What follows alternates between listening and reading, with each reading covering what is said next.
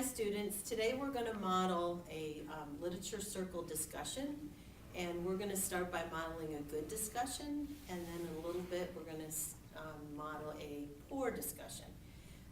So we usually start by just doing a little summary, and we choose one person to start the discussion each time so that everybody has a chance to sort of direct the discussion.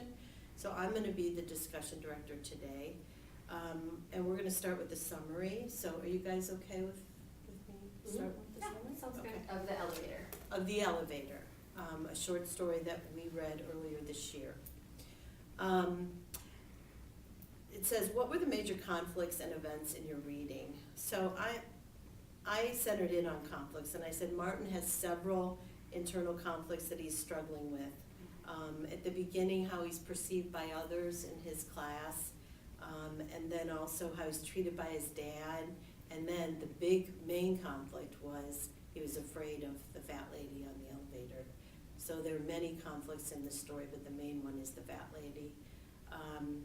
And it's just the story of how he deals with the conflicts and what happens.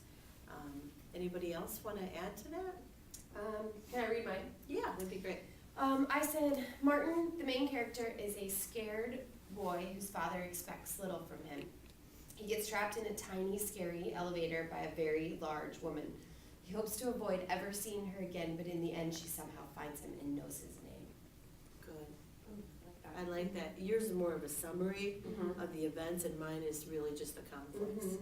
And it says you could do either, what are the major events and or conflicts in the reading, so you could do either.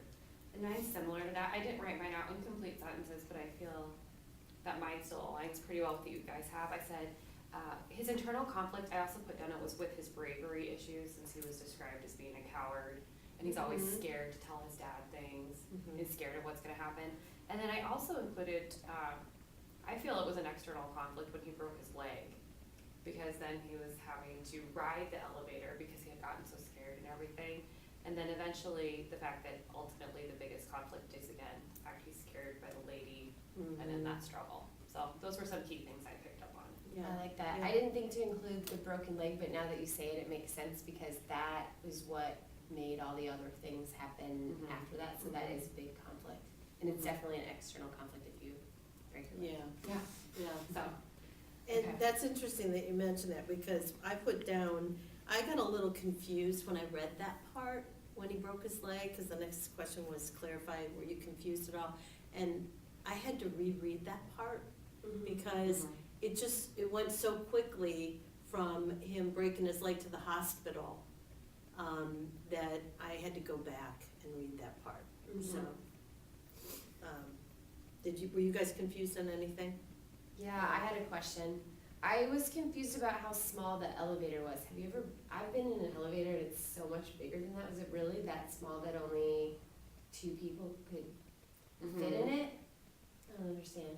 Yeah, well, I have this image that it was a real old apartment building, so I've been in some elevators in older buildings that are really, really small, and that's the image that I had when I read it.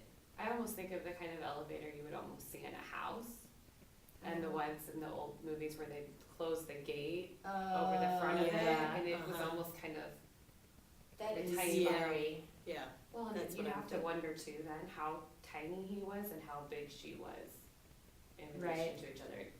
So And it says in line 12, it's talking about the elevator, and it says so small that it felt uncomfortably crowded, even when there was only one other person in it.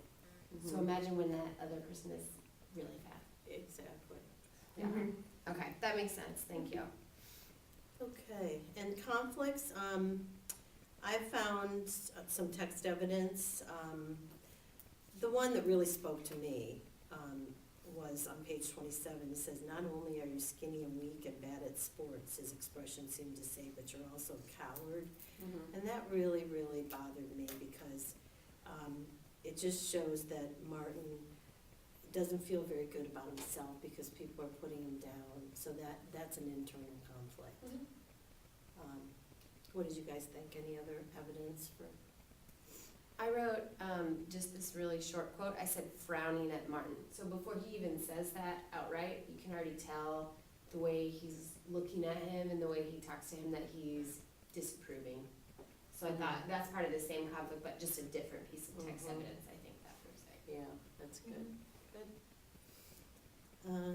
Any other conflicts? that I we have should- something that came later on that still ties into the conflict with his dad. I had the same one listed that you did, but then I also found on page 30, it says, honestly, now you're afraid of some old lady. And I had that as an external because Martin's finally brave enough to say that he's scared of her, but then his dad, between the two of them, they continue to butt heads. And even throughout the story, you do not see the relationship evolving. Like that's a consistent conflict that he faces. So I have that listed. That's good. Yeah, That's a that's good piece good, of evidence. very good.